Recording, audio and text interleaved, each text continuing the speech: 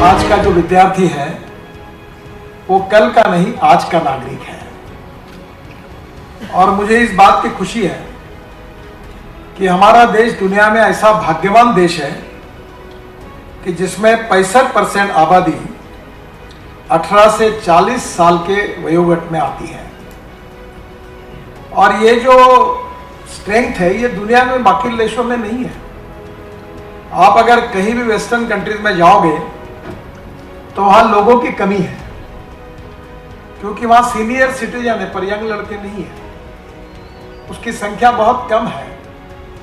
और इसलिए आने वाले समय में पूरे विश्व को दिशा देने की क्षमता रखने वाली young talented engineering man power अगर वर्ल्ड के किसी देश में है तो हम गौरव के साथ कह सकते हैं कि उस देश का नाम हिंदुस्तान है।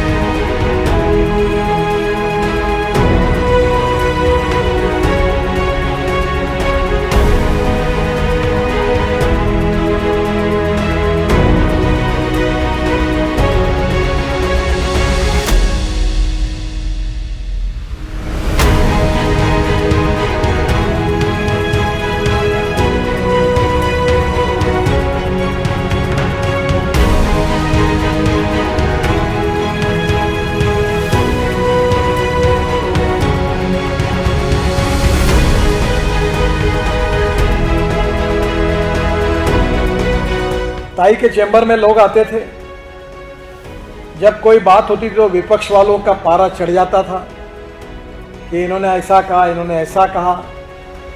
रूलिंग पार्टी तैयार नहीं होती थी। और अनेक बार मैं इसका साक्षी हूं कि ताई का कौशल्य, मैनेजमेंट, उनका नेतृत्व, इसकी कसौटी लगती थी।